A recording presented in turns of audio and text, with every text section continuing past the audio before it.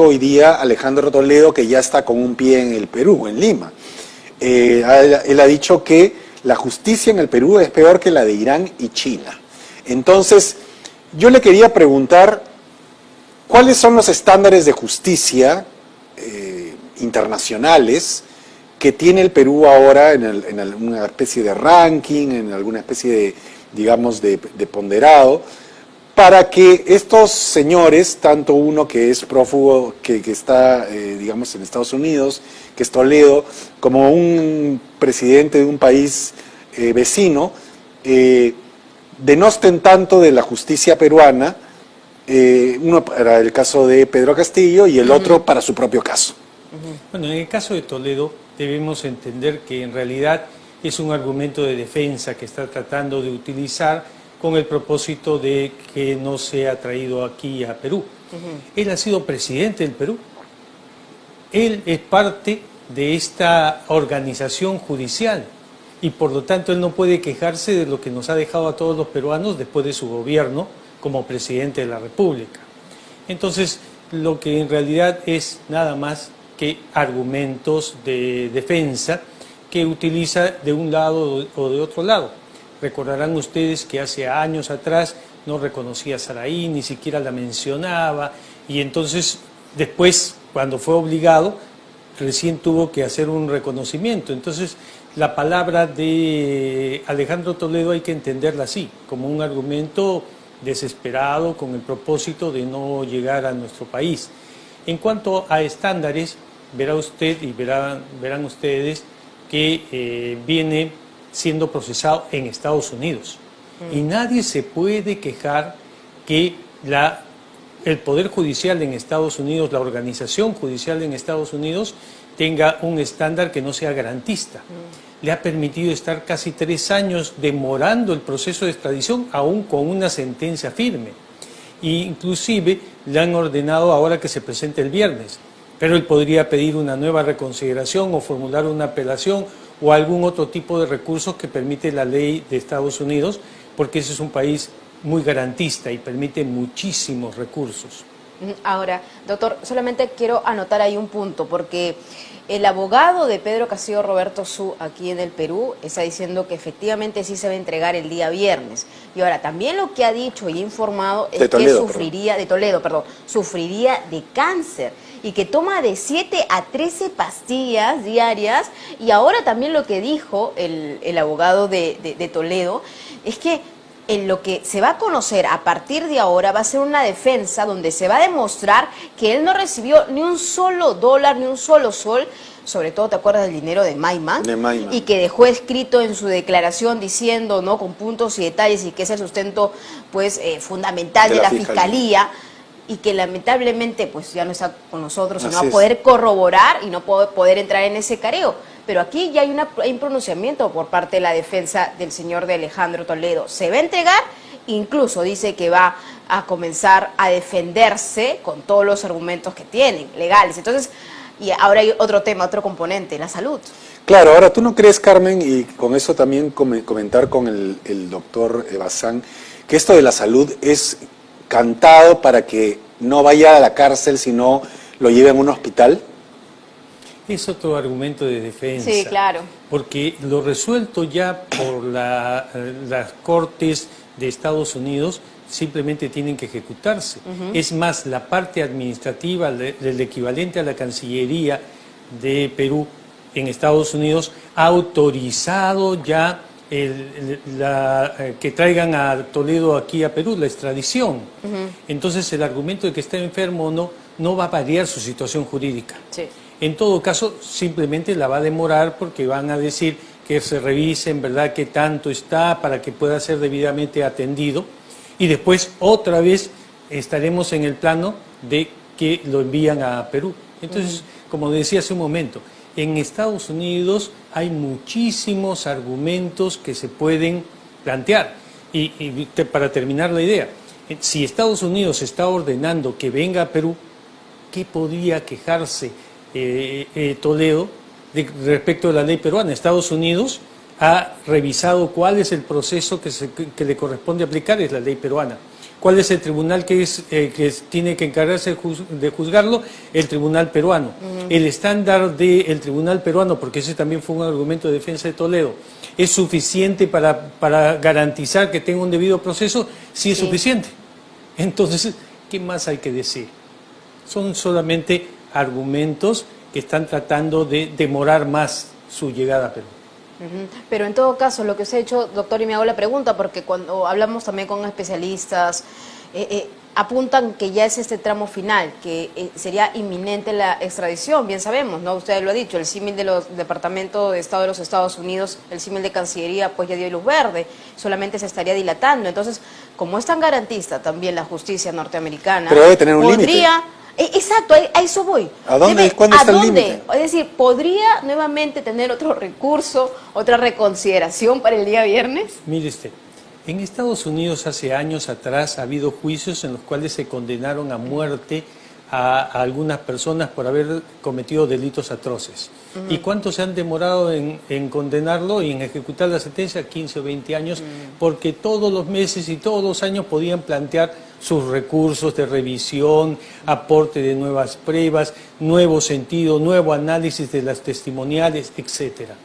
Entonces, no sabemos, ¿no? Es la ley de Estados Unidos la que se va a aplicar. Nosotros aquí en el Perú haríamos mal en querer adelantar fechas o plazos, claro. Pero lo cierto es que ya está resuelto. Sí, ya está resuelto, entonces solamente queda esperar, ser cautos para saber realmente cuál es la estrategia. Si el viernes vamos a estar comentando su entrega o una nueva dilación o un nuevo recurso más. O un nuevo recurso que más. Me parece que es más la lectura del abogado, el doctor, ¿ah? Sí. Me parece. Y vean ustedes, la justicia en Estados Unidos también demora mucho.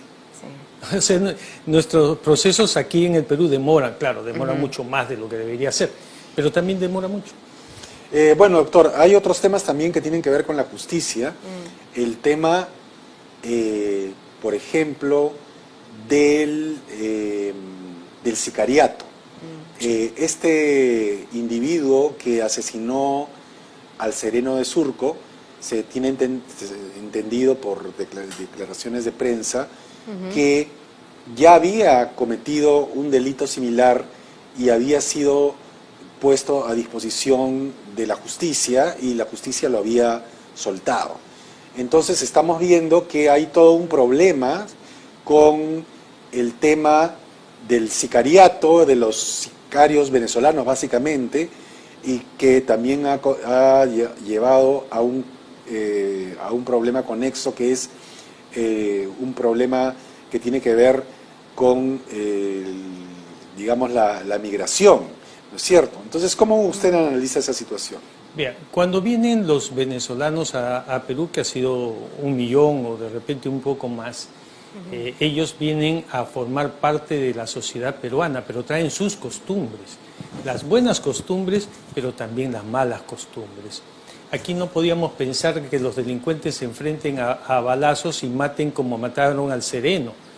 Eso con nuestra sociedad como estaba. Hemos tenido una invasión de gente que ha traído ya perversión en el sentido de que no le tienen ningún miedo a la autoridad y no tienen ningún respeto por la vida. No tienen ningún remordimiento por matar. Entonces, este grupo social debe ser controlado debidamente, pero los que se deben controlar son la gente de la policía. Y ahí deben trabajar coordinadamente con la Fiscalía.